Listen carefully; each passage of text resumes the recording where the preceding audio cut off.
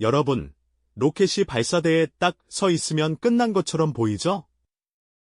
그런데 나사 사람들은 그 순간부터 오히려 더 긴장합니다. 왜냐하면 별표 발사대에 도착한 뒤에야 별표 진짜 중요한 시험이 시작되거든요. 오늘은 아르테미스 2 이야기입니다. 나사가 우리는 이번엔 성공할 수 있다고 말한 이유가 뭔지, 그 말이 그냥 자신감이 아니라 별표 구체적인 준비 목록 별표로 어떻게 바뀌는지 아주 쉽게 풀어볼게요. 중학생도 이해할 수 있게 어려운 단어는 하나씩 풀어서 가겠습니다. 먼저 한 문장부터 시작해볼게요. 나사 기자회견에서 아르테미스 2 발사 책임자 찰리 블랙 웰톰슨이 이렇게 말했습니다. 우리가 아르테미스 2에서 성공할 거라고 생각하는 이유는 우리가 배운 교훈들 때문이다. 그리고 아르테미스 1은 시험 비행이었고 그 과정에서 정말 많은 걸 배웠다고 덧붙였죠. 여기서 중요한 포인트. 아르테미스 1은 쉽게 말하면 별표 무인 시험 별표에 가까웠고 아르테미스 2는 별표 사람이 타는 임무 별표입니다. 사람이 타면 뭐가 달라지냐고요? 게임으로 치면 연습 모드에서 실전 모드로 들어가는 겁니다. 실전 모드에서는 한 가지가 더 생깁니다.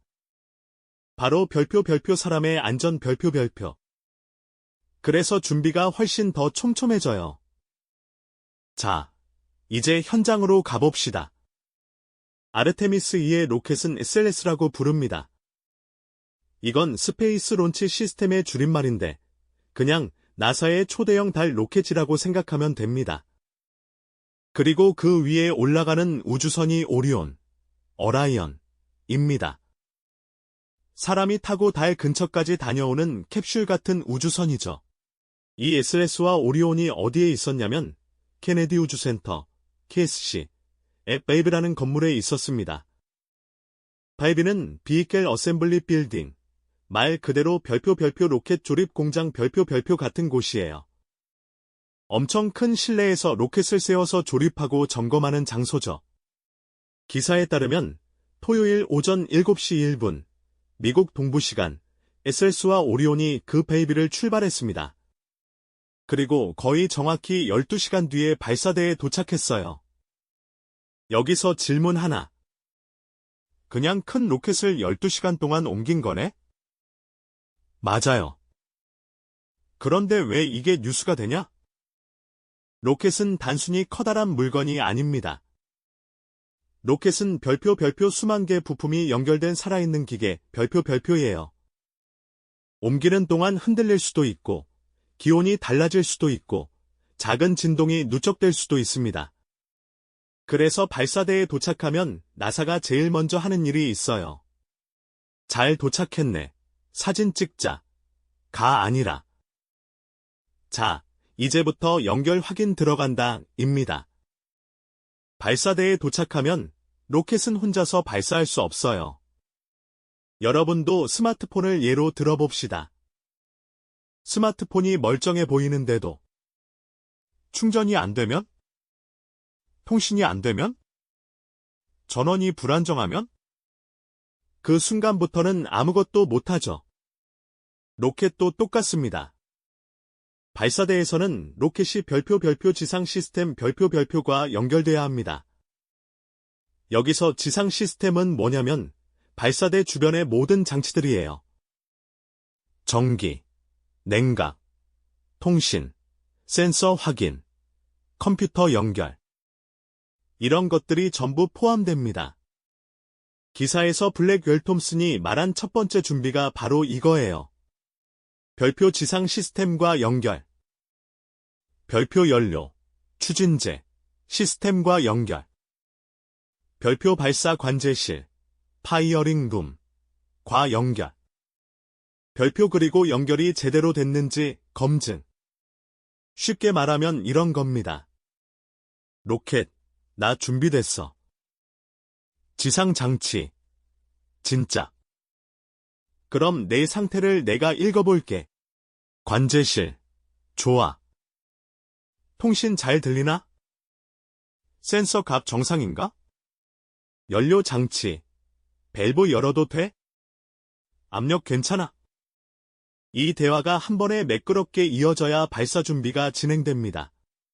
그리고 그 다음으로 중요한 말이 하나 더 나옵니다.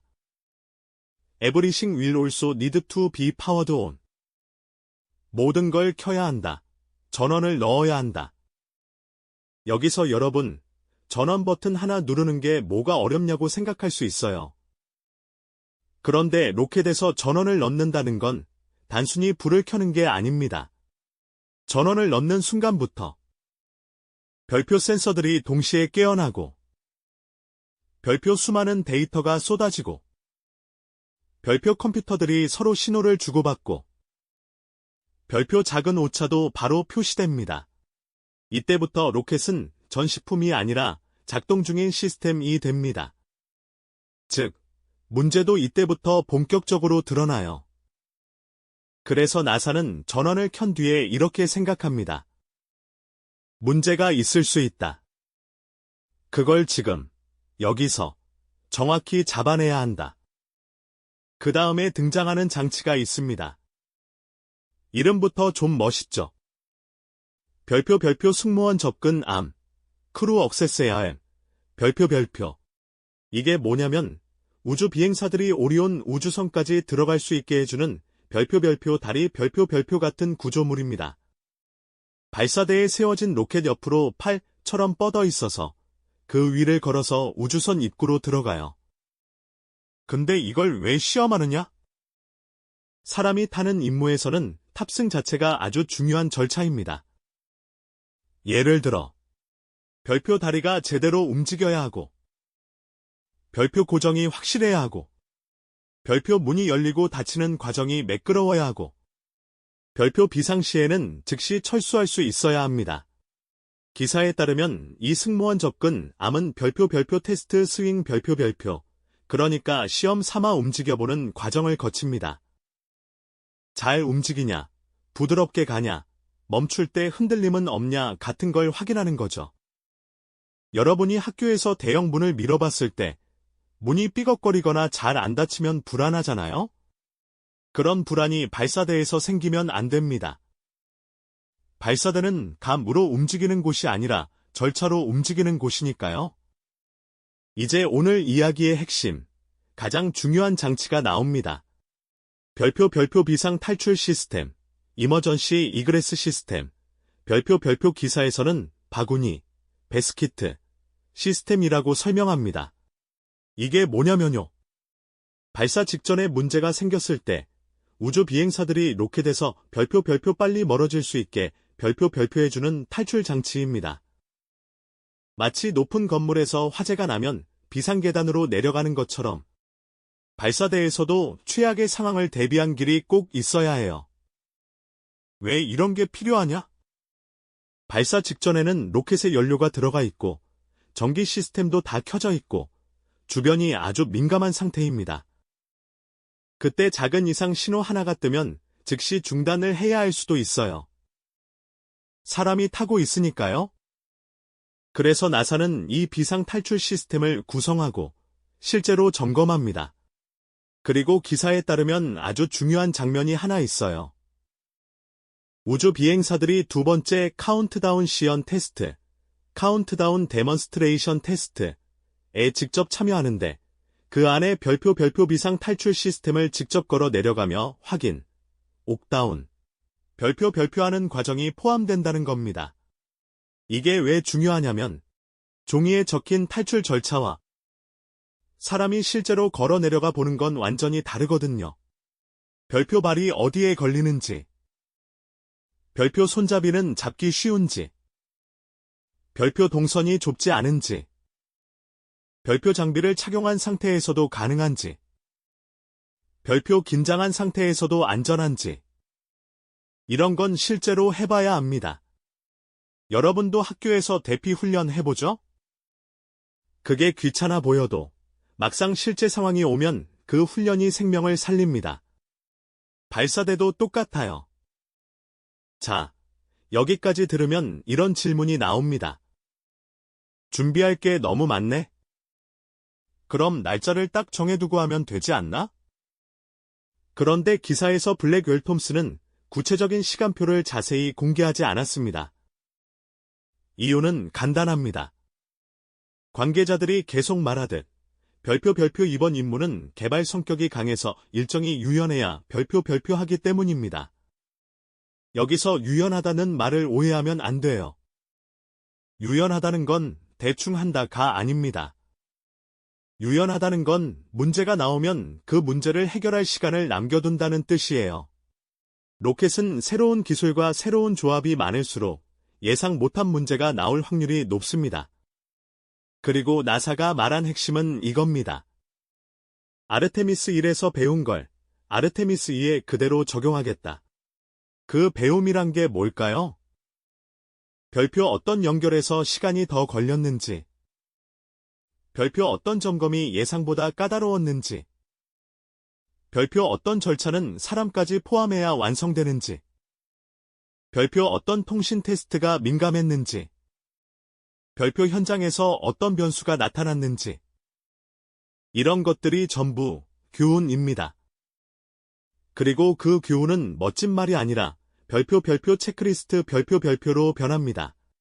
기사에는 이런 점검들도 언급됩니다. 별표 발사대 점검, 체크아우츠, 별표 무선 주파수 통신, RF, 점검, 별표 부스터 정비, 부스터 서비싱. 여기서 RF 통신은 쉽게 말하면 로켓과 지상과 관제실이 별표 무선으로 정보를 주고받는 통신 별표이에요. 여러분이 무전기 생각하면 됩니다. 발사 때는 통신이 끊기면 끝입니다. 센서 값도 못 받고 명령도 못 보내요. 그래서 RF 점검은 정말 중요합니다. 부스터 정비는 로켓을 밀어 올리는 강력한 추진 장치를 관리하는 과정이라고 이해하면 좋아요. 발사 순간에 제일 큰 힘을 내야 하는 부분이니까요. 여기서 한번 상상해 봅시다. 여러분이 중요한 시험을 치러 가는 날. 연필도 챙겼고, 수험표도 챙겼고, 시계도 챙겼습니다. 학교에 도착했어요. 이제 끝났나요? 아니죠. 교실 위치 확인, 자리 확인, 감독 선생님 안내, 시험지 배부, 시간 체크. 진짜 시험은 그 다음에 시작됩니다. 아르테미스 2도 마찬가지예요. 발사대 도착은 도착이 아니라 별표 실전 준비의 시작 별표입니다. 그리고 여기서 다시 처음 문장으로 돌아가 봅시다. 우리는 왜 성공할 수 있다고 생각하나? 배운 교훈 때문이다. 이 말의 뜻은 이겁니다. 아르테미스 1에서 이미 한번 겪어본 문제들, 그리고 그 과정에서 알아낸 현장의 진짜 변수들을 아르테미스 2에서는 더 빨리, 더 정확히, 더 안전하게 처리할 수 있다는 것. 특히 아르테미스 2는 사람 4명이 타는 임무입니다. 그래서 안전 시스템, 탈출 시스템, 탑승 동선, 통신 점검이 훨씬 더 강조됩니다. 기사에서 말한 두 번째 카운트다운 테스트가 중요한 이유도 여기에 있어요. 카운트다운은 그냥 10, 9, 8초하는 이벤트가 아니라 그 안에 수백 가지 절차가 들어 있습니다. 별표 시스템 연결 확인, 별표 전원 인가, 별표 통신 확인, 별표 탑승 절차 확인, 별표 비상 상황 대비 절차 확인, 별표 실제 인원이 움직이는 동선 확인. 그 모든 걸 실제로 한번 통째로 해보는 것이 카운트다운 시연 테스트입니다. 그리고 그 테스트에 우주 비행사들이 직접 참여합니다. 왜냐하면 사람의 움직임이 들어가는 순간 그 절차는 책 속 계획이 아니라 별표 현실 별표이 되기 때문입니다. 여기서 시청자 여러분께 질문 하나 던져볼게요. 만약 발사 직전에 아주 작은 경고등이 켜진다면 나사는 어떻게 해야 할까요? 괜찮겠지 하고 밀어붙일까요? 아니면 멈추자라고 말할까요? 정답은 대부분 두 번째입니다. 사람이 타는 임무에서는 괜찮겠지가 가장 위험한 말이거든요. 그래서 나사는 체크리스트를 믿고, 절차를 믿고, 테스트를 반복합니다. 그게 느려 보여도 사실은 가장 빠른 길일 때가 많아요. 나중에 큰 문제로 터지는 것보다 지금 작은 문제로 멈추는 게 훨씬 낫습니다. 이제 오늘 내용을 아주 간단히 한 줄로 정리해 볼게요. 아르테미스 2의 성공을 좌우하는 건 멋진 로켓이 아니라 연결, 통신, 전원, 동선, 그리고 비상 탈출입니다. 발사대에 도착한 뒤에 나사가 하는 일은 별표 지상 장비와 로켓을 연결하고 별표 연료 시스템 연결을 검증하고 별표 관제실과 통신을 확인하고 별표 모든 장비의 전원을 켜서 실제 데이터를 보고 별표 승무원 접근 암을 시험해보고 별표 비상 탈출 시스템을 구성하고 별표 우주 비행사들이 직접 탈출 동선을 걸어 내려가며 확인하는 것. 바로 이런 것들입니다. 그리고 그래서 일정은 유연해야 한다는 말이 나옵니다. 그 유연함은 미루기가 아니라 안전과 정확도를 위한 별표 여유 공간 별표입니다. 마지막으로 다음 이야기를 위한 떡밥 하나만 던지고 끝낼게요. 여러분, 발사 당일에 가장 긴장되는 순간은 언제일까요? 카운트다운 10초 전? 점화 순간? 사실 많은 엔지니어들은 이렇게 말합니다. 가장 긴장되는 건 발사 훨씬 전부터 시작되는 작은 점검들이 쌓여서 마지막에 정말 괜찮다고 말해야 하는 그 순간이다. 다음엔 이 카운트다운 시연 테스트가 실제 발사에 어떤 영향을 주는지, 그리고 작은 체크 하나가 어떻게 임무 전체를 살리는지 더 쉽게 풀어드릴게요.